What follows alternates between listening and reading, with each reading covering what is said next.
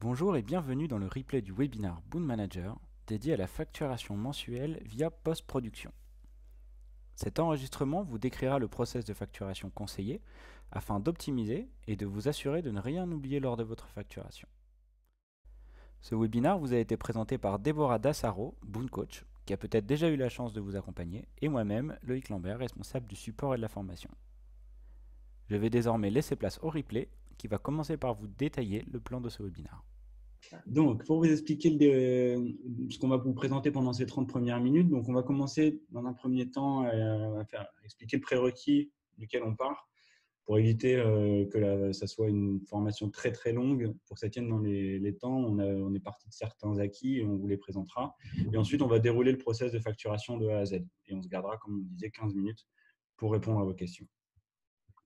Donc, les prérequis, ça va être très rapide. Simplement, on va travailler sur la facturation pour éviter de perdre du temps dans la qualification des projets, des temps et des frais. On part des prérequis suivants, que les projets sont déjà créés et qualifiés. Voilà. On verra peut-être comment les mettre à jour si besoin, potentiellement dans certaines parties. Et que les temps et frais ont déjà été saisis et potentiellement validés. En tout cas, on a les données suffisantes pour pouvoir facturer. Si jamais vous avez besoin de précision sur ces parties-là, n'hésitez pas à nous le dire et on pourra potentiellement organiser des points particuliers ou d'autres webinaires sur ces sujets si vous êtes curieux. Passons à l'étape d'après, donc le process de facturation. Donc, comme vous pouvez voir, il y a pas mal d'étapes, on va les passer une à une. L'objectif va être de voir comment, en suivant ce process, on peut être sûr de rien oublier dans votre facturation et surtout optimiser au maximum le temps que vous passez à réaliser votre facturation mensuelle, principalement pour les projets de type régie et ceux avec des échéances fixes. On verra les cas particuliers, mais on va essayer de couvrir un maximum de choses. Donc, je vais laisser la parole à Déborah qui va vous présenter la partie plan de charge. Voilà, donc merci Loïc. En effet, donc on va ici revoir tout le process de facturation. Et il y a une étape qui est quand même assez importante qui est donc les plans de charge. Donc je vais laisser Loïc aller justement sur le reporting et donc la vue plan de charge. Ici, on a déjà filtré donc, sur l'agence qui nous intéresse avec le type de ressources qui nous intéresse, à savoir les personnes qui sont facturables. Et on a décidé de faire apparaître uniquement les prestations signées. Dans l'idée, en fait, on veut s'assurer en fait, que toutes les personnes, donc tous vos collaborateurs, soient bien en mesure de pointer des temps sur leurs prestations. Et donc, pour cela, il faut qu'ils soient affectés à leurs prestations. Donc, ça, c'est une donnée super importante. Il faut bien avoir en tête que si le collaborateur n'est pas en prestation actuellement, il ne pourra pas pointer ses temps dessus. Donc, c'est vraiment les dates, donc la période de la presta qui conditionne le fait qu'il puisse pointer ses temps dessus. On regarde Gauthier au boulot, à partir du 31 mars, il ne pourra plus pointer ses temps sur ce projet-là, puisque la prestation s'arrête au 31 mars et donc ne poursuit pas sur avril. Donc ce plan de charge, on vous conseille d'y aller par exemple vers le 15 du mois, un petit peu avant que le mailing d'envoi automatique de saisie des temps soit envoyé à vos collaborateurs, juste pour vous assurer qu'il n'y ait pas d'erreur de saisie et que tous vos collaborateurs pointent bien sur leur projet et pas sur de l'interne, à défaut de savoir sur quoi pointer des temps. Donc les plans de charge sont très importants et ils vous servent également à anticiper l'intercontrat, donc c'est toujours intéressant. Il faut bien penser, donc une fois que vous avez vu ces plans de charge, à prolonger ou créer les prestations. Et si jamais vous avez de la prestation prévisionnelle qui serait apparue donc en vert sur le plan de charge, pensez du coup à aller la mettre en signé. Donc vous cliquez dessus et vous passez simplement l'état de prévisionnel à signer pour pouvoir du coup permettre aux collaborateurs de pointer ses temps dessus. Parce qu'une presta prévisionnelle ne s'affiche pas dans la feuille de temps du collaborateur. On pourra revenir dessus si vous avez des questions. On pourra vous montrer aussi comment passer de l'état prévisionnel à signer, donc sans souci. Donc pensez bien aussi à vérifier que les temps soient bien saisis. Donc ça, c'est notre deuxième étape de validation au niveau de la facturation. Donc là, on était plutôt vers le 15 du mois. Ici, sur la saisie et donc la validation des temps, on est plutôt justement après la fin du mois, une fois que les collaborateurs ont déjà saisi leur temps. Donc là, on peut se rendre sur activités et frais et se mettre en vue feuille de temps. On filtre sur la période qui nous intéresse. Donc nous, on a décidé de s'intéresser à la période de mars. Et on va aller vérifier, donc au niveau des feuilles de temps, qu'est-ce qui a été saisi et validé. Donc là, on voit sur le côté que tout est bien validé en vert. Et éventuellement, on va faire la même chose au niveau des notes de frais. Si jamais on a des frais à refacturer, par exemple, chez nos clients, On va également se mettre sur la vue note de frais. Donc, vous voyez ici, dans la barre latérale, on est sur activité et frais, sous vue feuille de temps et ensuite sous vue note de frais pour s'assurer que tout est bien pointé et validé. On peut aussi aller directement voir les temps grâce à Extract Payroll. Donc, c'est une application qui sert normalement à générer un fichier de paye, mais qui peut éventuellement, pour les personnes qui ont le droit de voir les salaires et les données un petit peu confidentielles comme les avantages, de vérifier en fait l'état des temps et aussi l'état des frais avec une vue un petit peu synthétique, puisqu'on voit, on voit les deux. Et donc, on voit à chaque fois qu'il y a des petites encoches en verte ou éventuellement, avec la légende du bas, on peut vérifier que certaines sont encore à valider. Donc ici, on voit que toutes nos notes de frais sont validées, toutes nos feuilles de temps sont également validées. Donc, on va pouvoir aller sur notre process de facturation maintenant qu'on sait que la production est figée et qu'on n'a pas de retour en arrière possible. Donc, juste d'ailleurs, avant de passer à l'étape suivante, j'ai oublié la troisième possibilité sur les feuilles de temps qu'on a rajoutées en début d'année. C'est depuis post-production. Donc, Loïc va revenir vraiment en détail sur post-production. Mais sur post-production, qui est l'outil qui sert à justement générer la facturation, on a également sur la droite la colonne état des temps qui permet de voir en un coup d'œil que les temps sont bien validés ou non. Et on peut directement cliquer sur les états de temps pour aller justement vérifier ces feuilles de temps. Donc, voilà pour la partie vérification des prestations à jour et validation des temps. Je vais laisser la parole à Loïc qui va pouvoir avancer justement sur post-production un peu plus en détail. Donc, c'est le cœur de notre facturation dans Boot. Merci Déborah. Donc là, en effet, on a fait ces deux premières étapes pour s'assurer que les prestations étaient à jour, que les temps étaient à jour. Maintenant, deuxième et troisième étape, vérifions qu'on a tous les éléments pour pouvoir facturer. Donc, cette troisième étape qu'on a appelée vérification des commandes, peut-on facturer? Elle va s'effectuer essentiellement sur post-production, parce que post-production, c'est une application qu'on a développée justement pour vous mettre à disposition un tableau de bord de votre facturation. Donc, ça va vous résumer tous les projets que vous avez en cours, les personnes qui travaillent dessus, l'état des commandes, enfin pas l'état, mais les commandes rattachées à ce projet sur la période, ce qui a été produit, ce que ça représente en termes de chiffre d'affaires, et du coup, ce qui a été facturé, pour savoir où est-ce qu'il vous reste des choses à facturer ou pas. Et enfin, on verra que vous aurez en plus la possibilité de voir, comme l'a dit Déborah, l'état des temps, d'ajouter des petites notes pour vous rappeler d'éléments pour cette facturation-là ou la prochaine, un peu comme on avait pu le voir lors du webinaire sur Extract Payroll. Et enfin, la possibilité de facturer. Donc, on va rentrer un peu plus dans le détail de cette application pour comprendre comment est-ce qu'elle peut nous être utile. Donc, cette application a été principalement au départ conçue pour la régie et donc elle respecte des règles qui sont vraiment propres à la régie, à savoir que pour pouvoir facturer, on attend d'avoir une prestation en cours sur le mois. Donc, par exemple, là, on a la prestation de Lioc Lambertus. Merci encore, Déborah, pour ces jolis noms que tu me donnes. Qui travaille ce mois-ci sur le projet chez le client Top 14, à un tarif de, là c'est intéressant parce que c'est un cas justement c'est un exemple sur lequel on va travailler. Donc il faut qu'il y ait à chaque fois une personne qui travaille sur le projet, une commande rattachée à cette prestation. Donc si jamais il n'y a pas ce lien entre les deux, on verra que l'outil ne nous permettra pas de facturer, donc on verra, ce sera important. Qu'il y ait des choses à facturer, et s'il y a bien ces éléments-là, dans ce cas, vous verrez apparaître un bout de ligne, l'icône qui ne sera pas grisée, qui permet de générer les factures.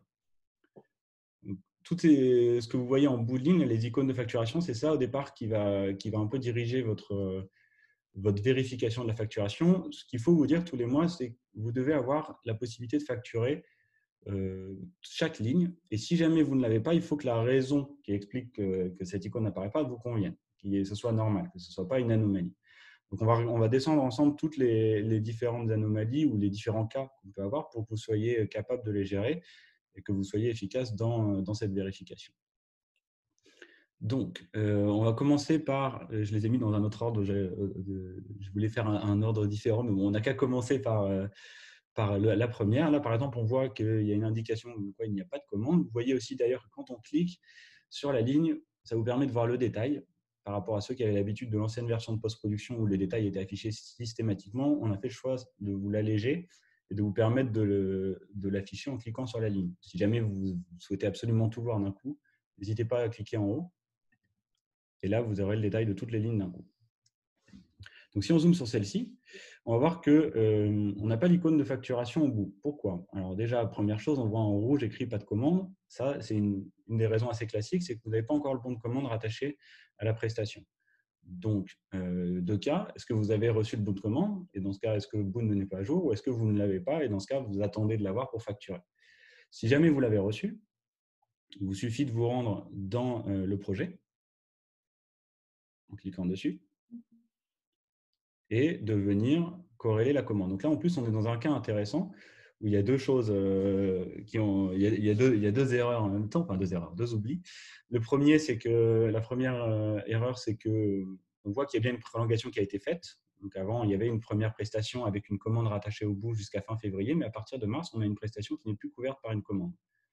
De plus, on peut voir que tout est à zéro. Donc là, la prestation a été prolongée, c'est bien pour permettre aux collaborateurs de déclarer des temps, mais par contre, il n'y a aucune valorisation du temps travaillé dessus. Donc là, pour être capable de facturer des données correctes, il vous faut dans un premier temps mettre à jour la prestation. Donc là, imaginons que le tarif de vente soit le même, qu'il n'y ait pas eu de changement entre ces deux commandes.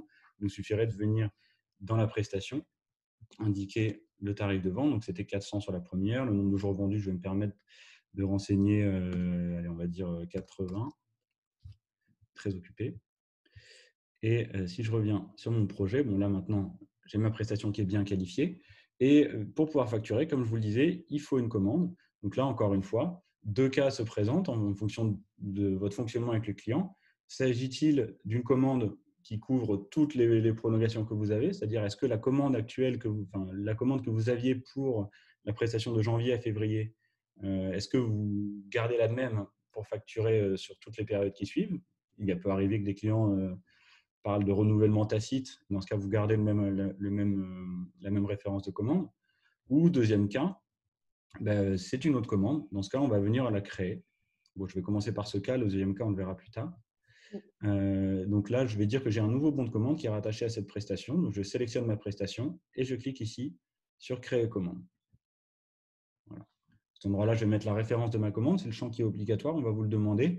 Donc, si vous avez une référence client à rentrer, la référence de la commande de votre client, rentrez là ici pour qu'elle apparaisse sur vos factures. Si vous n'en avez pas, n'hésitez pas à créer votre référence vous-même. Dans tous les cas, vous serez obligé de mettre quelque chose. Donc là, je vais mettre commande, commande mars 2020 et j'enregistre. Voilà. Maintenant, si je reviens sur post-production, on va voir que ma ligne est correcte à cet endroit-là. Voilà. Plaisir d'avoir autre chose.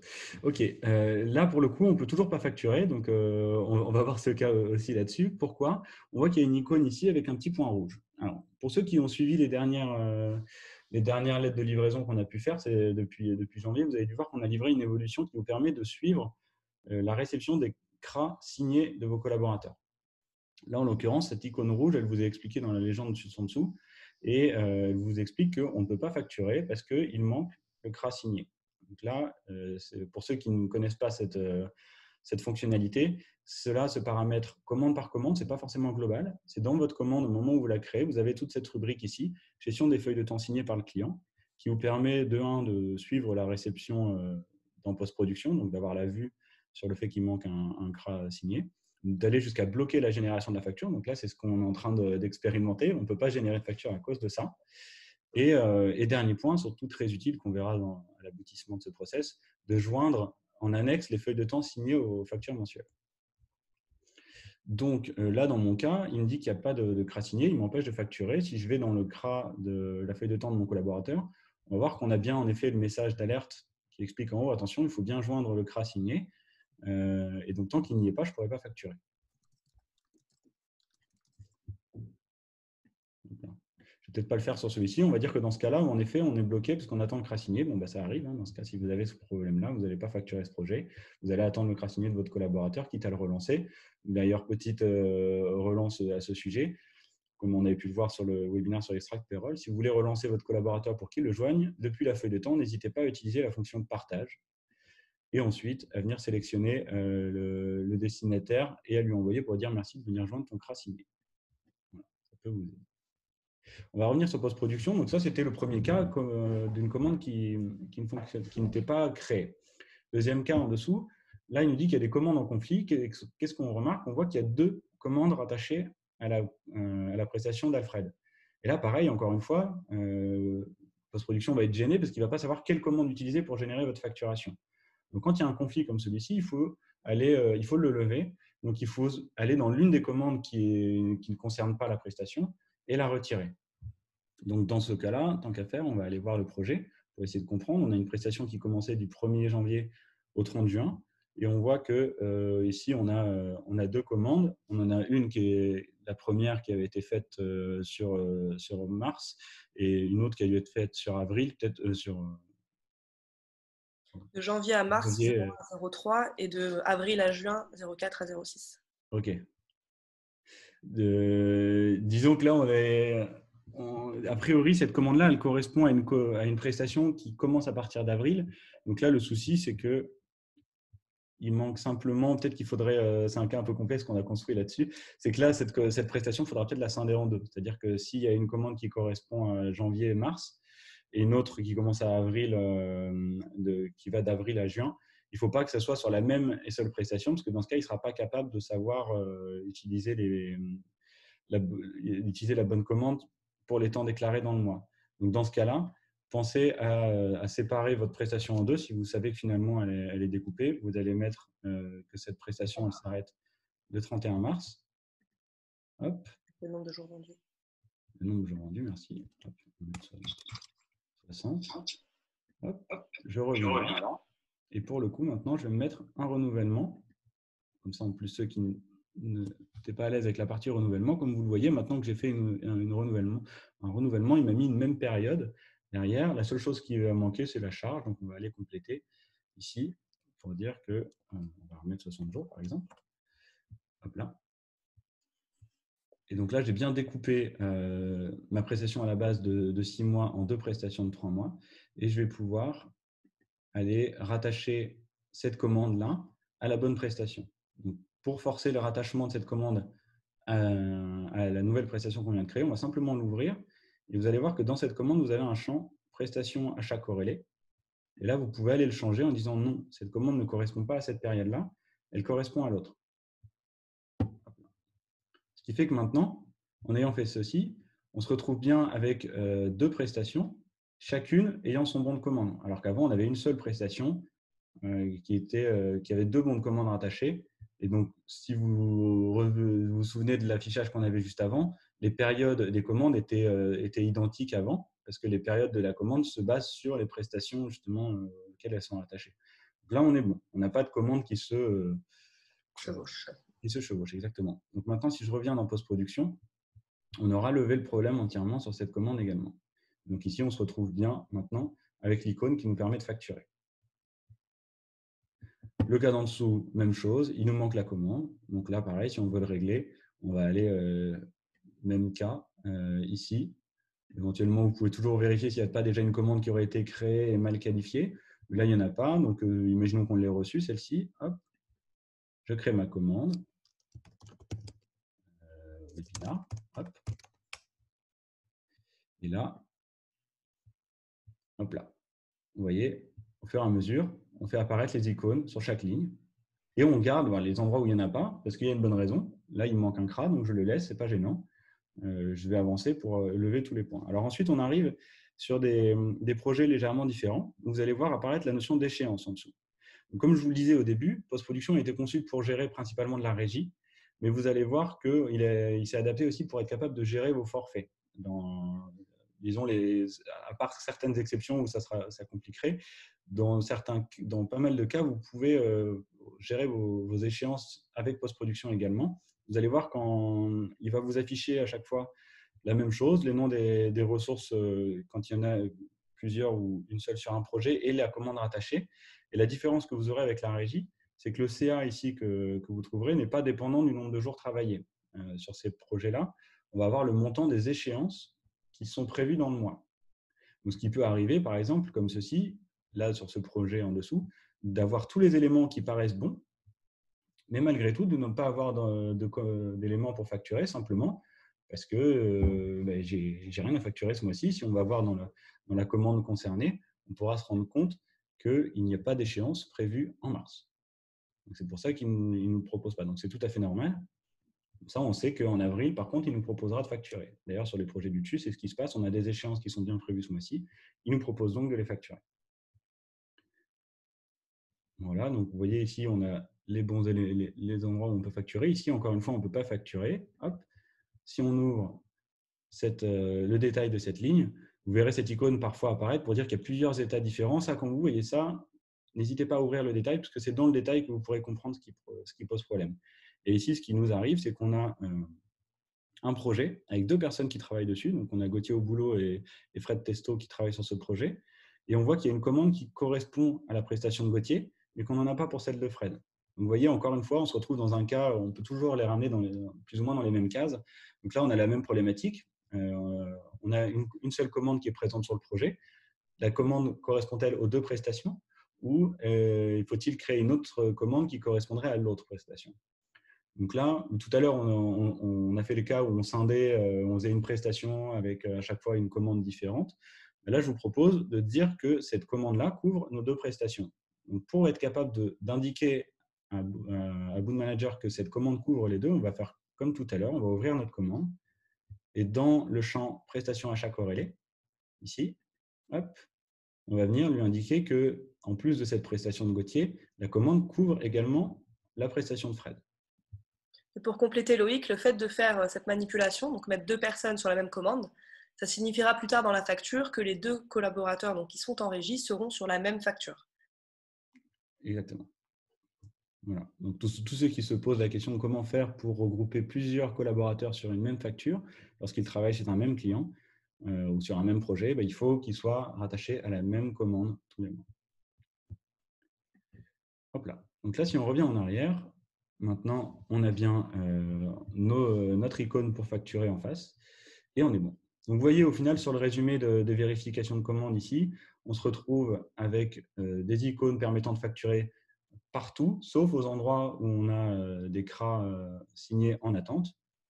J'ai un doute sur le fait que celui-ci, on n'a qu'à résoudre ce problème-là pour que vous voyez comment ça fonctionne sur celui-ci. Par exemple, si, imaginons, là, on aurait reçu le CRA de Mélina par mail. Bon, là, en l'occurrence, je ne l'ai pas, mais on va imaginer que je le retélécharge. Hop. Il ne sera pas signé, mais on va venir le joindre malgré tout. Donc, on va venir le joindre à la feuille de temps ici. Hop. Je suis grillé avec mes histoires de bureau virtuel. Et là, on va lui dire, alors il nous demande quand il y a plusieurs projets, vous pourrez le constater que lorsqu'il y en a plusieurs, il va toujours vous demander à quel projet est-ce que cela correspond. Excuse-moi. C'est celui-là, oui, c'est celui. Celui-là, ouais, le premier. Si jamais la personne n'avait qu'un seul projet, il n'y aurait même pas cette étape. Le CRA serait automatiquement reconnu et rattaché au projet concerné. Donc maintenant, si je retourne sur post-production, vous verrez que ça a levé mon problème et que maintenant, j'ai bien la possibilité de facturer. Voilà, donc c'est la partie centrale de votre gestion de la facturation au départ, vraiment la gestion des anomalies. On va essayer n'hésitez pas à poser des questions s'il y a certains points qui ne sont pas clairs là-dessus. Pour résumer peut-être les grandes anomalies, il faut toujours qu'il y ait une seule commande corrélée à chaque prestation. Si vous avez 2 commandes rattachées à la même prestation, ça ne fonctionnera pas. Et il faut au minimum une commande sur chaque prestation. Si ce n'est pas le cas, il vous empêchera également de facturer. D'autres choses qui peuvent empêcher la facturation seraient les cas où vous avez un CRA signé manquant, si vous avez indiqué dans votre commande que c'était bloquant pour générer votre facturation. Et enfin, je n'ai pas évoqué cette partie-là, mais on le verra après avoir généré les factures. Vous verrez que post-production vous empêchera également de facturer si vous avez déjà facturé quelque chose sur le mois, pour éviter que vous facturiez en double. Voilà. Je vais revenir là-dessus. Hop, et donc, pour résumer, ce que je viens de vous dire, voilà, on vérifie une seule commande par corrélée à chaque prestation. Y a-t-il des CRA signés joints et quelques anomalies qu'on a pu voir ensemble qu'il faut savoir corriger. Je vais laisser maintenant la parole à Déborah pour voir la partie génération des factures. Voilà, donc moi j'ai la meilleure partie, la plus facile, c'est la partie qui nous fait plaisir, c'est de pouvoir générer ces factures et les envoyer du coup à nos clients. Dans post-production, on a 2 méthodes en fait pour générer ces factures. On peut le faire individuellement, ligne par ligne. Donc, comme l'a dit Loïc, une fois que l'icône apparaît en gras en bout de ligne, c'est qu'on peut facturer. Et donc, on peut cliquer directement sur l'icône pour générer la facture. Donc, on peut le faire par exemple sur le PRJ 55. On va cliquer et on a du coup le message qui nous dit que la facture a été générée sur un projet. Et on verra par la suite qu'il y a un petit lien qui nous permet d'aller en raccourci pour aller revoir cette facture. Donc, on ne va pas cliquer tout de suite, on va d'abord générer toutes nos factures. Donc, on peut fermer ce message. Et là, en fait, ce qu'on va faire, c'est qu'on va générer en masse toutes les factures qui le permettent, c'est-à-dire toutes les factures qui ont vraiment l'icône en bout de ligne en gras. Donc, on l'a vu, par exemple, pour le cas du premier projet, le PRJ63. Vu que l'icône est grisée, on ne pourra pas créer la facture. Et là, vu qu'on a créé aussi la facture du PRJ55, on ne pourra pas la faire une deuxième fois. C'est ce que disait Loïc, l'outil empêche les doublons. Donc, s'il y a déjà de la facturation, d'ailleurs, on le voit parce que le delta, en fait, n'est plus apparent en rouge. Donc là, on ne peut plus générer de facture une deuxième fois pour le PRJ55. Donc maintenant, on va faire le bouton qui nous fait plaisir, le bouton de génération de masse des factures. Et donc, Loïc va cliquer dessus. Et donc là, justement, l'outil nous indique que 8 projets ont eu des factures générées. Et les 3 autres projets, donc le projet où la facture est déjà générée, le projet où il manque le CRA et notre forfait où on n'a pas d'échéance ce mois-ci, ce sont ces 3 projets-là qui n'ont pas de facture générée. Et donc, c'est plus ou moins normal puisque soit il n'y a pas de facture à faire, soit elle est déjà faite, soit il nous manque un élément pour facturer. On va pouvoir aller retrouver nos factures en cliquant directement sur « Accéder à la liste des factures en proforma ». Donc, il faut comprendre que post-production, en fait, nous fait les factures en état brouillon, ce qui permet, même si la génération est plus ou moins automatisée, d'aller dans chaque facture pour vérifier les éléments, les items, voir s'il n'y a pas des petites modifications à faire, éventuellement des remises, etc. Donc, on peut aller manuellement dans chaque facture pour aller vérifier en fait que tout est OK. Ici, vous voyez que l'outil nous a ramené directement sur la vue facture, donc on n'est plus dans post-production, on a quitté le module pour aller dans le module facture, en vue facture du mois, donc avec la date de document du 1er au 31 mars et l'état des factures en pro forma. Ce qui va nous intéresser maintenant, c'est d'aller vérifier justement qu'on a généré toute notre facturation. Oui, on va faire ça pour commencer. Donc, on va aller en fait sur la vue facturation, mais cette fois en vue échéance, pour aller s'assurer en fait que toutes nos échéances en forfait ont bien été générées ce mois-ci. Là, je me suis mis en vue semestre pour vous donner un aperçu de ce qu'on peut voir en fait sur les échéances déjà programmées et celles qui sont à venir. Ici, la vue échéance, donc elle nous permet de voir par exemple que sur ce mois-ci, donc on en avait 2, l'échéance 1 du PRJ 58 et la phase 2 mars 2020 du PRJ 54. Donc on voit que les 2 échéances de mars ont bien été créées et on voit les échéances à venir, donc sur les mois d'avril, mai, juin, et on voit également les échéances passées, donc notamment celle de janvier. Si vous voulez avoir plus d'infos, vous pouvez aussi vous mettre en vue mensuelle pour vous juste voir celle du mois en cours, mais voilà, vous pouvez aussi, si jamais il y a eu un oubli de facturation en termes d'échéance, regarder en bout de ligne et voir s'il y a un delta entre ce qui est à facturer et ce qui a été facturé. Et si jamais il y a un delta, vous voyez qu'il y a une petite facture qui apparaît en icône dans la colonne créée et vous pouvez directement depuis le module facturation échéance créer vos factures. Donc là, c'est dans le cas d'oubli de surfacturation, vous pouvez aussi passer par cette vue-là. Donc ça, c'est pour les projets au forfait et notamment les projets en échéance. On a également cette vue-là pour les commandes mensuelles. Donc tout ce qui est facturation mensuelle. Donc là, on s'est mis directement sur le mois de mars 2020 et on peut constater tous les projets qui ont déjà une facture et ceux qui n'en ont pas. Et de la même manière, on va vérifier toutes les factures qu'on a pour ce mois-ci. Donc on voit qu'il nous manque notre fameux PRJ 63 où il manquait le CRA. On peut forcer la création de la facture via du coup le module facturation en sachant qu'il nous manquera quand même le CRA, donc c'est pas idéal. L'idée c'est de savoir vraiment est-ce qu'il y a une anomalie, est-ce que c'est normal, est-ce qu'on attend ou est-ce qu'on facture immédiatement. Voilà pour la vérification en tout cas de est-ce que toutes nos échéances ont été facturées. On va revenir sur la vue facturation avec la vue facture. Et on va aller vérifier nos commandes pour aller justement les passer en création, parce que l'intérêt ici, c'est d'avoir aussi nos références de facture, à savoir que le masque de référence a été d'abord configuré dans vos paramètres côté administrateur. Donc on vérifie que la facture est OK, donc 500 € jour, 22 jours. L'outil nous met le CRA du collaborateur en guise d'information, c'est-à-dire que cette partie-là, c'est la seule partie qui n'apparaîtra pas sur votre facture en état PDF. Et par contre, on voit que le collaborateur a pointé ses temps et éventuellement ses frais, et donc on a le PDF des temps et des frais. Donc ça, c'est à titre informatif pour vérifier que les quantités sont bonnes. On va pouvoir du coup passer notre facture en état création pour lui donner un numéro d'incrément. Donc en enregistrant, on voit bien que la référence a été prise en fonction du masque de référence qu'on a imputé dans Boom. On retrouve nos totales de règlement prévues, nos conditions de règlement, etc. C'est la date de la facture, donc le 31/03, et les conditions de règlement qui vont donner lieu à la date de règlement prévue. Donc ici, on est au 31 mars avec une date de règlement à 30 jours net. Donc on a un règlement attendu le 30/04. On va pouvoir revenir sur le module facturation.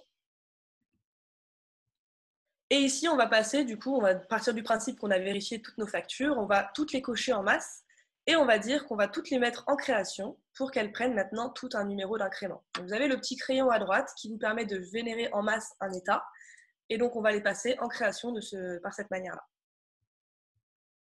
On nous demande une confirmation et c'est parti.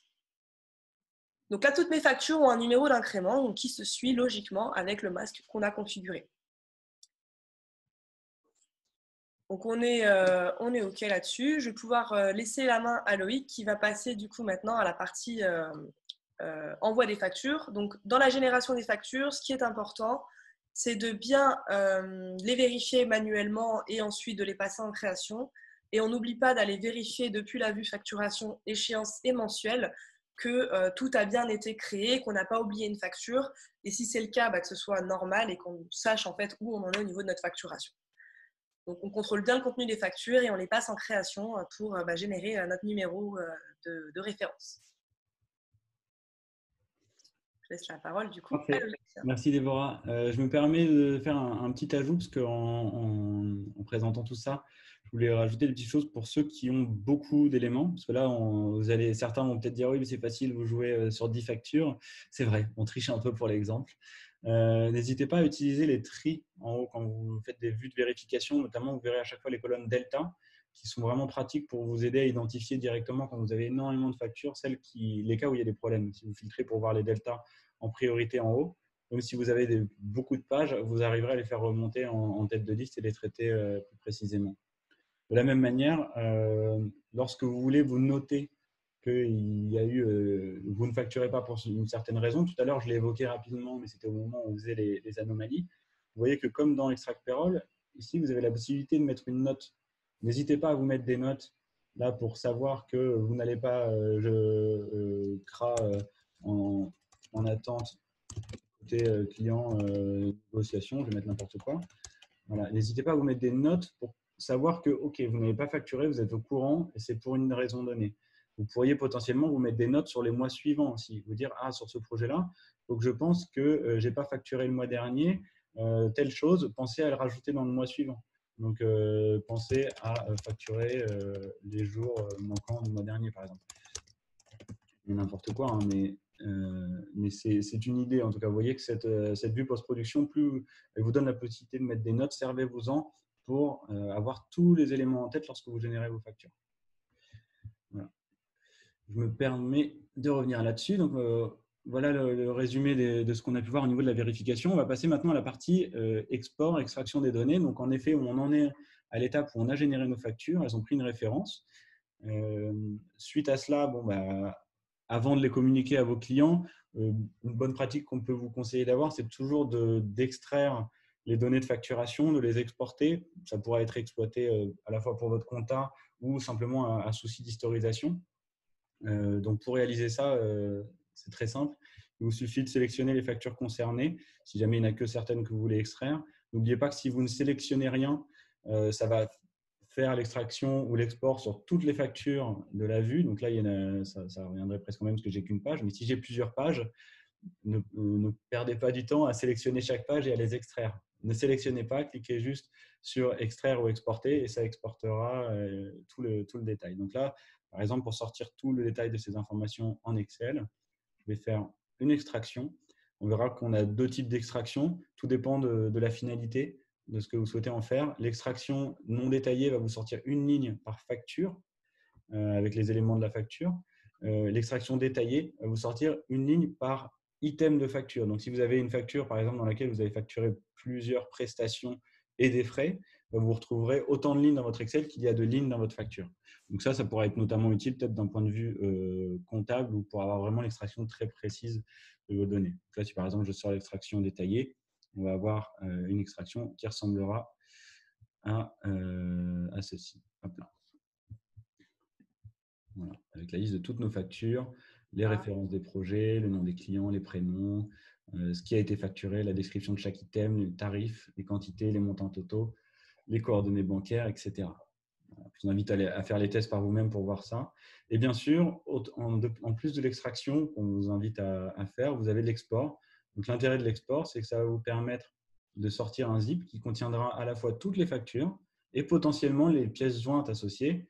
Donc tout à l'heure, on parlait des CRA signés mis en annexe. Si vous avez demandé à les joindre à vos factures, ils apparaîtront également. Donc là, si par exemple, je fais un export de mes factures, l'export dans Boon fonctionne toujours de la même manière. Il est mis directement dans votre centre de téléchargement. Donc là, si jamais je veux accéder au centre de téléchargement, soit je clique sur la notification qui apparaît en bas, soit je vais pouvoir en haut, ici, me rendre dans mon centre de téléchargement. Et ici, bon, comme j'ai fait beaucoup d'exports dans cette interface, on a pas mal d'éléments. Mais là, vous avez ce qui a été exporté. Donc là, vous pouvez visualiser le détail, éventuellement télécharger individuellement si vous ne voulez pas tous les avoir. Vous cliquez ici pour avoir un zip qui va contenir vos factures. Alors, je vais vous le montrer parce qu'il est sur mon autre écran. Hop, qui va contenir toutes vos factures ainsi que les pièces jointes. Donc, en l'occurrence, lorsqu'il y a un CRA signé, il apparaîtra avec. Donc là, par exemple, on l'a sur les factures de REMGIM. On voit qu'on a à la fois le PDF et associé les CRA signés qu'on avait joints en annexe. Voilà. Alors là, on voit une petite anomalie avec le logo. Donc, pensez bien à mettre le logo à la taille recommandée par Boond pour éviter que ça ressorte mal sur vos CRA. Donc voilà, pensez bien à ça. Voilà. Donc, ces extractions, ces exports peuvent vous servir, comme je vous disais, pour la partie comptable, pour la partie historisation, mais également pour la communication de vos factures. Tout dépend des pratiques que vous avez avec vos clients. Est-ce que vous leur envoyez les factures par mail ou par courrier? Si vous leur envoyez par courrier, l'avantage de les exporter en zip, c'est que vous avez tout, vous imprimez et derrière, vous envoyez. Si vous pouvez leur envoyer par mail, n'hésitez pas à utiliser, pour ceux qui l'utilisent déjà ou ceux qui vont le découvrir, la fonction emailing qui est très pratique et qui vous permet d'envoyer directement vos factures par mail et qui en plus enverra les CRA associés si vous avez demandé dans les commandes. Donc, par exemple, pour envoyer des factures par mail, là, je pourrais le faire avec toutes les factures d'un coup ou simplement avec certaines. Je pourrais le faire client par client si ça m'intéresse. Je sélectionne mes factures concernées. Je clique en haut sur l'icône envoyer via emailing. Voilà, si jamais je voulais rajouter des factures avant de finaliser mon process d'envoi, je pourrais les sélectionner et cliquer sur ajouter. Et une fois que j'ai ma liste de factures que je souhaite envoyer, je clique sur continuer. Hop. Et là, j'arrive dans une vue qui va me résumer les factures, les personnes à qui elles vont être envoyées. Donc là, on va avoir ces adresses-là. Quand il y a plusieurs adresses mail, il vous les sélectionne toutes dans les coordonnées de facturation, mais vous pouvez bien sûr en décocher s'il y en a certaines que vous ne souhaitez pas utiliser. Et enfin, en fonction des modèles de mail que vous êtes paramétrés, vous pourrez exploiter un modèle qui remplacera avec des variables, des éléments associés au client ou à la commande ou à la facture. Donc là, par exemple, on a un modèle pour les factures du mois. On verra qu'on aura aussi un modèle utile pour relancer les factures impayées, ce qui sera bien pratique. Et donc là, ce modèle-là, si je le choisis, j'ai ces éléments-là. Si bien sûr, je veux rajouter quelque chose dans l'objet ou dans le contenu, par exemple, pour dire votre facture du mois de mars 2020, je peux. Et dans le contenu du mail, bien sûr, également. Et donc là, il me suffit de cliquer là-haut. Hop. Et ça enverra le mail. Donc là, ce qui peut être intéressant pour vous, c'est de voir le résultat lorsqu'on a un CRA signé. Alors, voilà, je vais vous le montrer. Hop. Là, c'est la facture que je viens de recevoir, par exemple, pour l'un des CRA. Donc, autant pour moi, pour le logo sur le CRA. Vous voyez ici, donc on a bien le mail qu'on avait envoyé avec les variables qui sont remplacées, le numéro de la commande et de la facture qui apparaissent, et en dessous, la facture, ainsi que le CRA signé qu'on avait joint en annexe. Voilà. Là, en l'occurrence, j'en avais envoyé deux à la même adresse, c'est pour ça que j'ai deux éléments dedans. Et vous voyez que depuis emailing, en fait, on envoie depuis l'adresse email de la personne qui l'a configuré.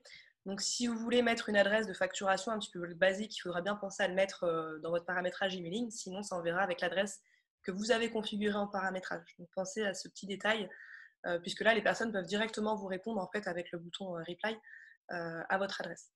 Ce n'est pas envoyé depuis une adresse Boon Manager, c'est vraiment envoyé depuis l'adresse communiquée dans emailing. C'est ça. Exactement. Et l'avantage aussi de passer par emailing pour envoyer vos factures, c'est que vous avez une historisation des envois qui sont faits, c'est-à-dire que dans votre facture, vous pourrez retrouver dans la rubrique action l'historique des emails envoyés. Donc là, on voit bien qu'on a un mail qui a été envoyé sur cette facture à telle adresse avec tel élément. Donc ça vous permet d'historiser aussi toutes ces informations. Donc voilà pour la partie export des données. Donc pour résumer, on a la possibilité de faire de l'extraction en CSV, qui pourra servir pour vous en tant que tableau résumé de votre facturation ou pour les extractions comptables.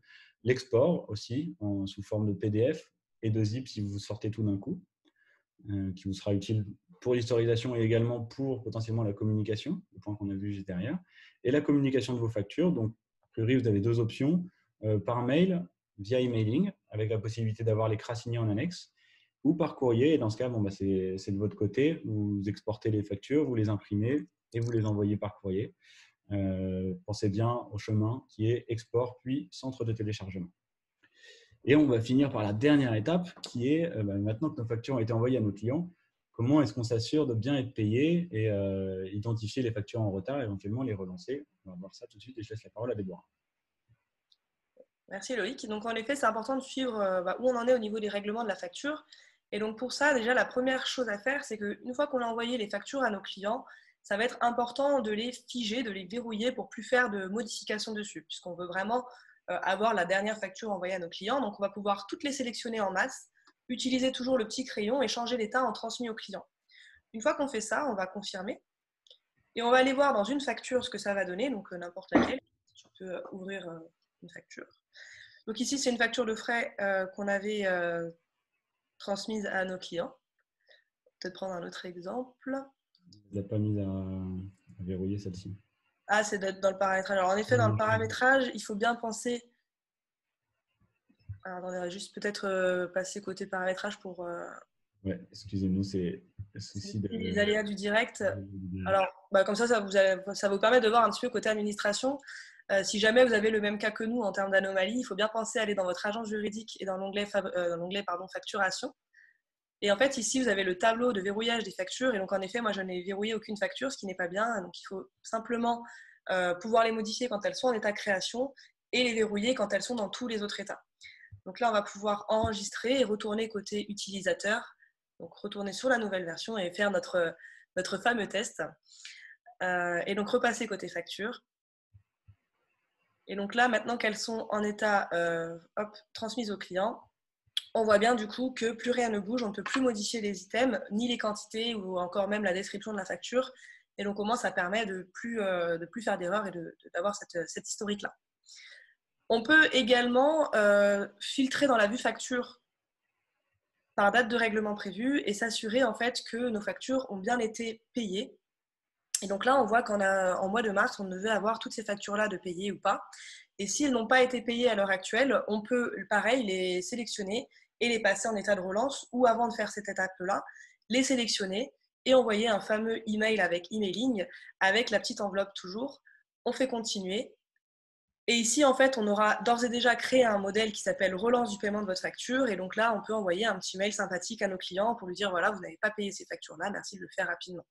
Et donc là, on retrouve la même chose que pour le mail que vous a montré tout à l'heure Loïc, donc pas besoin de revenir dessus. Mais vous recevez un mail sur votre boîte mail directement avec cet état relance de facture. Une fois que vous avez fait ça, vous pouvez passer les états des factures relancées à relance 1. Et éventuellement, quand la date est encore dépassée de plusieurs jours, vous pouvez passer à relance 2, voire à payer, impayé.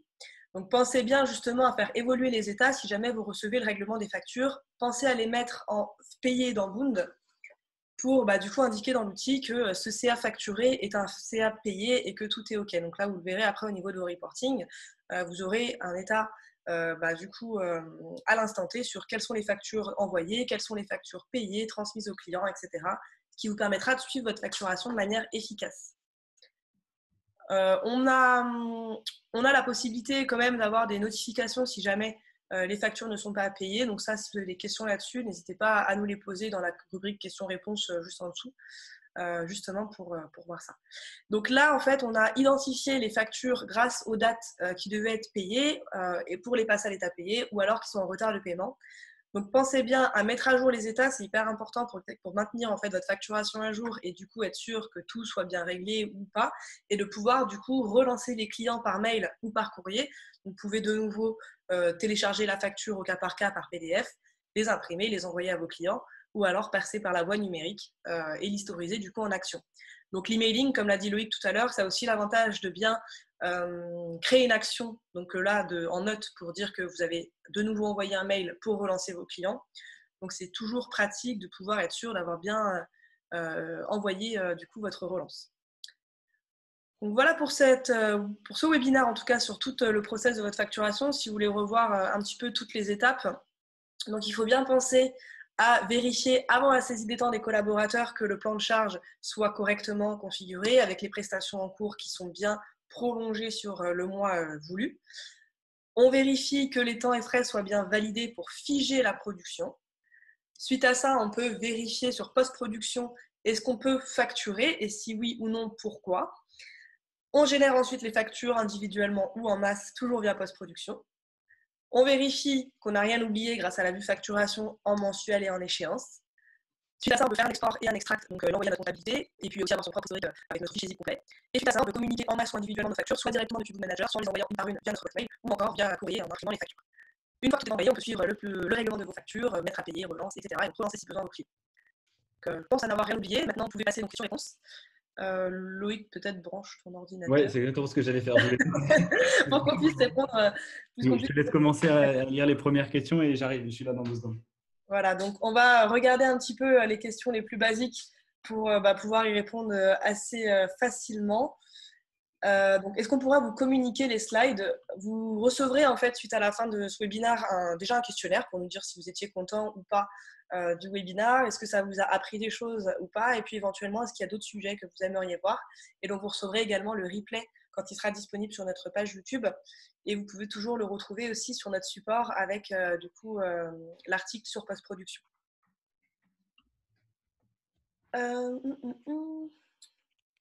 Pourquoi créer plusieurs prestations pour un prolongement plutôt que d'étendre les dates de la première prestation créée? Donc, je pense qu'on y a répondu pendant notre webinaire. En fait, ce qui se passe, c'est que si votre client reconduit par tacite reconduction vos prestations et que vous n'avez pas à chaque fois un nouveau bon de commande, là, vous pouvez aller directement dans la prestation concernée et simplement changer la date pour la prolonger. Si par contre, votre client vous envoie une commande à chaque prolongation, là, vous serez obligé de prolonger la prestation, donc en créer une nouvelle via donc, la précédente et y rattacher une nouvelle commande. Il faut bien avoir en tête que sur Boond, une prestation égale une commande. Et donc, par contre, une commande peut contenir plusieurs prestations. Mais pour chaque prestation, il y a une seule commande pour que l'outil sache sur quelle commande se baser à chaque fois pour facturer. Si vous avez plusieurs commandes pour une même prestation, l'outil ne va pas savoir quelle est la commande qui est correcte pour facturer. Donc, en cas de prolongation, si la commande est la même, vous pouvez simplement prolonger la date. Si la commande est différente, dans ce cas-là, vous êtes obligé de créer une nouvelle prestation. Alors, je vais prendre la question ici. Sur une question de Brigitte, sur un même projet, comment peut-on facturer séparément chaque item? Alors déjà, première chose, si jamais le but est de facturer séparément des prestations d'un même projet, la chose la plus simple, c'est de faire des bons de commande séparés. Vous faites 2 bons de commande sur la même prestation. Je vais me remettre sur post-production. Je vais y arriver. Hop, si je prends par exemple un endroit où il y a, là c'est de l'échéancier, mais on en avait un autre tout à l'heure. Ah, je suis sur avril maintenant. Ah. Hop là. Celui où on avait 2 éléments en régie, celui-ci. Si jamais je voulais les facturer complètement séparément, ne pas qu'ils apparaissent pas sur les mêmes factures, j'aurais fait 2 bons de commande différents. Rien ne m'empêche de les nommer de la même manière. J'aurais pu mettre la même référence à mes bons de commande, mais dans Boon, j'aurais fait 2 commandes séparées et dans ce cas, ça aurait généré 2 factures séparées. Si maintenant l'objectif c'est de facturer par exemple séparément les temps des frais, pas besoin de vous embêter à distinguer des bons de commande. Il vous suffit simplement dans votre commande de cocher cette case facture séparée des temps, des frais et des achats. Ça, automatiquement, ça fera des factures distinctes. Des différents éléments. On a vu une facture pour les frais et une facture pour les temps. Exactement. Ensuite, un CRA validé correspond-il bien à un CRA signé? Validé au sens de Boon correspond-il bien à un CRA signé? Quand nous employons le terme CRA signé aujourd'hui, dans ce webinaire, on parlait des CRA signés a priori par les clients qui sont joints en annexe des feuilles de temps de vos collaborateurs. La validation Boond suffit pour beaucoup de nos clients à facturer. Parfois, c'est plutôt vos clients qui vous l'imposent et qui vous demandent de leur faire parvenir le CRA qu'eux-mêmes ont signé avec leur facture. Et donc, dans ce cas-là, on parle de CRA signé dans notre vocabulaire pour que vous soyez… c'est le CRA signé par le client dans notre vocabulaire, du moins. Peut-on modifier une facture lorsqu'elle est passée en création?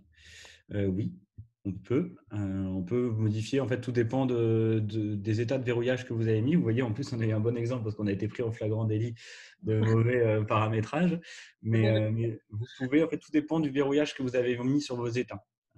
En soi, vous pourriez rendre impossible de modifier une facture en création en demandant à ce que tous vos états soient verrouillés. Et dans ce cas, le simple fait de passer la facture d'un état pro forma à n'importe quel autre état verrouillerait votre facture.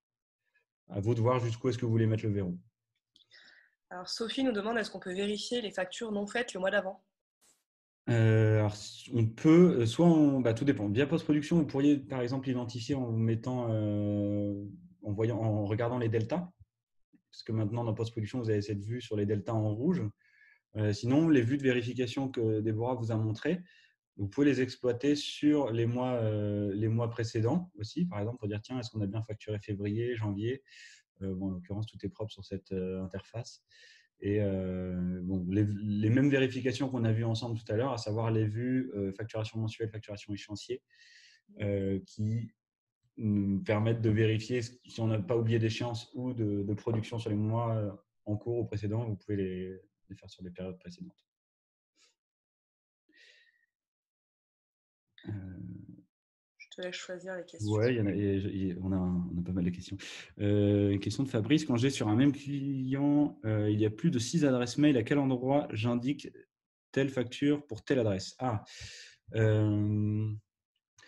Aujourd'hui, c'est vos bons de commande qui gèrent les adresses de facturation utilisées pour les factures de ce bon de commande. Donc, si jamais vous avez besoin de distinguer vraiment différentes coordonnées des adresses mail différentes en fonction de la commande, le plus simple pour moi, ça serait, enfin, le seul moyen de le faire propre, c'est de le distinguer dans votre fiche client. Ici, vous avez la possibilité de créer plusieurs coordonnées de facturation. Donc, n'hésitez pas à en créer plusieurs.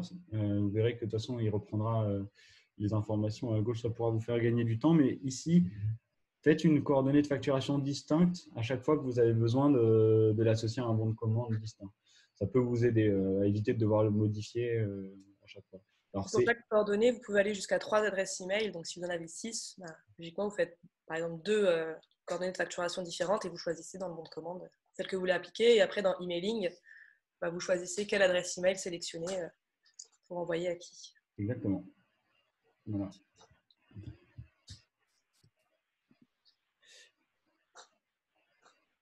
Donc, on peut configurer, pour répondre à Gaël, plusieurs adresses email d'expéditeurs et choisir dans emailing à qui on envoie ou pas. Ouais. Il y a Justine qui pose une question sur le fait de pouvoir faire un seul PDF plutôt que des PDF séparés avec la facture et l'écran signé. Aujourd'hui, ce n'est pas possible. On a fait ce choix-là aussi, notamment pour des missions de compatibilité. Mais sachez que si vous souhaitez les regrouper, il y a au pire, tout dépend du volume que vous avez, mais je sais que vous avez des solutions ilovepdf.com ou genre de choses comme ça qui vous permettent très facilement de regrouper 2 PDF en un. Donc au pire, vous pouvez passer par là en attendant, mais c'est vrai qu'aujourd'hui, on n'a pas encore la possibilité de vous faire un seul PDF qui résume tout. Et d'ailleurs, aussi pour aller au fond de cette question-là, on a des clients, c'est une option qu'on n'est pas prêt à imposer non plus parce que ça peut poser des questions vis-à-vis du délit de marchandage, parce que là, dans ce cas, vous associez directement à votre facture le CRA de la personne et donc il y a plus, on peut difficilement faire plus évident en lien entre les deux. Que faire en cas d'avoir? Alors, en cas d'avoir, imaginons on a une facture ou un bon de commande pour lequel on souhaite émettre un avoir. Je vais remettre dans la facture. Alors, la génération des avoirs, elle se fait à partir de la commande. Donc, si par exemple là, cette facture, je souhaite générer un avoir vis-à-vis de ce qui a été facturé, vous êtes obligé de retourner sur le bon de commande. Vous allez sur la commande associée à la facture et ici en haut, vous verrez le bouton plus qui vous permet de générer une action, une facture, mais aussi un avoir. Et là, quand vous allez cliquer sur avoir, il va vous générer un avoir vide que vous n'aurez plus qu'à remplir. C'est comme une facture aux yeux de Boon. Là, par exemple, annulation après mars 2020, je ne sais plus si c'était 175 ou 145, j'ai oublié. Chose. Si je l'efface, ça va le faire. Voilà, hop, je fais ça. Tiens, C'est bon. Et du coup, là, j'ai bien mon avoir avec un montant négatif. Pas besoin de forcer le négatif puisqu'il se mettra tout seul. Et vous verrez bien que ça sera tagué comme un avoir dans votre vue facture. Hop. Date du document. Je vais enlever les filtres. D'accord. Et donc là, vous le voyez apparaître dans l'interface comme un avoir en négatif.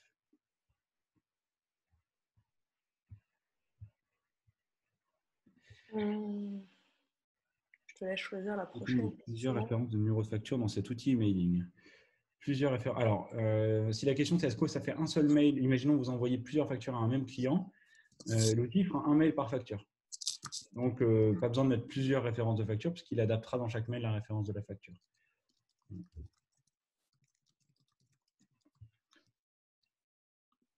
Peut-on avoir l'état transmis au client quand l'envoi est fait par emailing, Stéphane? C'est une évolution sur laquelle on travaille en ce moment. On est en train de travailler un gros lot d'évolution sur la partie d'emailing et notamment sur cette partie-là pour que le parcours d'envoi et de mise à jour des factures soit plus automatisé encore. Donc, à l'heure actuelle, non, mais c'est en cours de réalisation. Et on vous tiendra informé.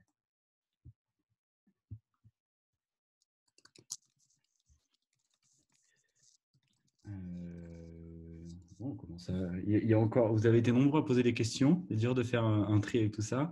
Comment mettre l'apps post-production dans le menu de gauche? Pour ceux qui n'avaient pas, notamment, on avait montré ça aussi sur le webinar sur Extract Payroll. On ne l'a pas fait sur post-production. Bah, sachez que pour personnaliser votre barre de menu à gauche, il vous suffit de vous rendre en haut à droite dans votre menu, cliquez sur Configuration. Hop. Et ici, vous voyez, vous avez la rubrique qui vous permet de personnaliser votre barre de menu. Il vous suffit de faire modifier et de venir ajouter les éléments qui vous intéressent. Donc là, en l'occurrence, nous, on était venu ajouter post-production qu'on avait mis ici. Vous avez le choix, vous pouvez enlever des éléments, les déplacer, voilà, pour les mettre dans l'ordre que vous souhaitez.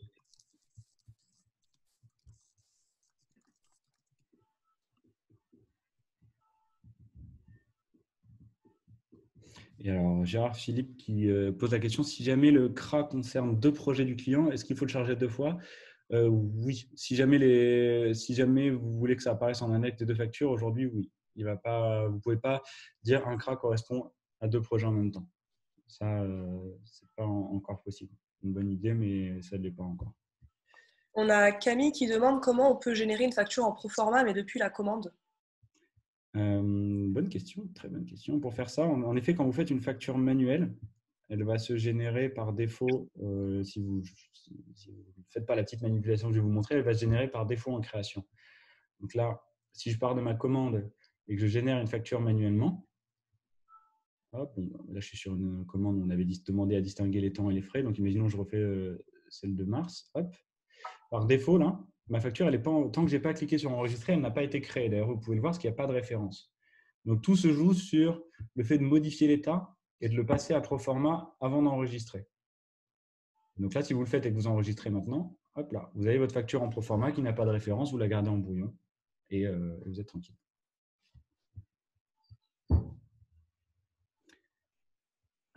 Gérard Philippe qui demandait possibilité de sélectionner les factures par plage de numéro de facture. Alors, par plage de numéro de facture, vous ne pouvez pas mettre un numéro de début, numéro de fin. Ce qui s'approcherait le plus de ce que vous demandez, ce serait de faire, d'utiliser la recherche par mots-clés et de dire tiens, je veux les factures qui commencent par ça. En tapant, il va toujours affiner. Vous n'avez pas la possibilité de faire entre la 2 et la 4, par exemple. Ça, ce n'est pas possible. Vous pourriez faire des filtres sur les périodes pour les identifier, peut-être, mais sinon, non.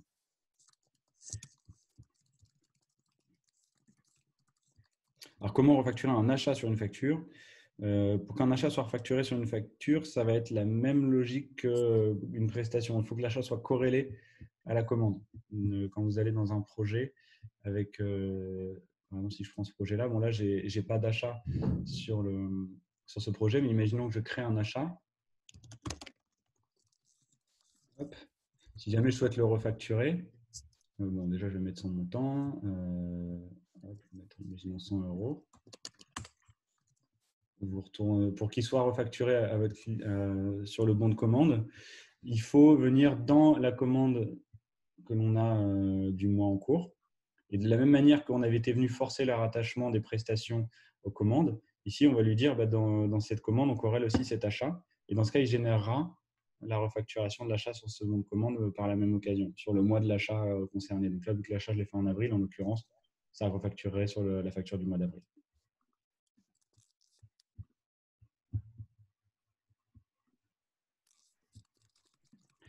Alors, on déborde un peu sur le temps, beaucoup. J'essaie ça c'est bon.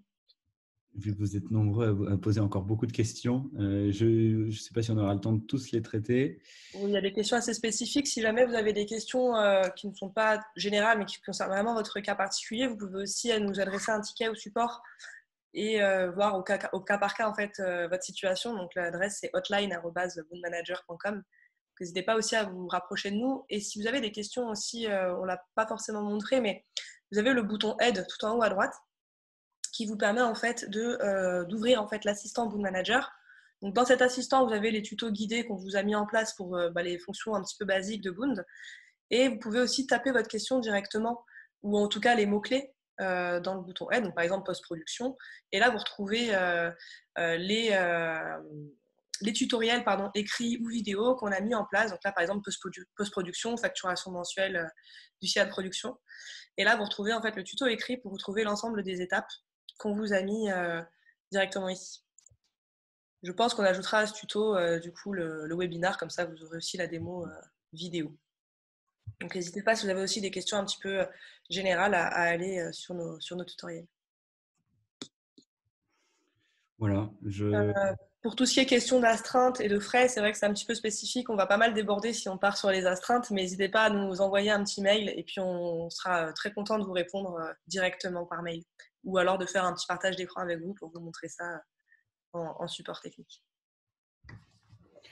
Exactement. Je vous propose merci en tout cas Déborah, je propose qu'on clôture là-dessus pour pas trop déborder. Et donc comme Déborah vient de l'expliquer, on vous remet à disposition aussi les infos pour nous contacter. N'hésitez pas, si vous avez d'autres questions, des questions spécifiques auxquelles vous n'avez pas eu les réponses, à les rechercher sur nos aides en ligne et éventuellement à contacter notre support à l'adresse hotline@boonmanager.com. Et puis si vous avez besoin qu'on vous accompagne personnellement, n'hésitez pas à nous solliciter, on le fera avec plaisir en cette période un peu particulière où il faut profiter d'être chez soi justement pour monter en compétences. En tout cas, merci à tous d'être là, merci pour votre présence et on espère que ça vous a appris des choses. Et je vous souhaite une bonne journée. Voilà, merci à tous pour vos messages très gentils et on espère que ça vous a bien plu. N'oubliez pas de répondre au questionnaire une fois que vous quitterez le webinaire. Merci. À bientôt. À bientôt. Au revoir.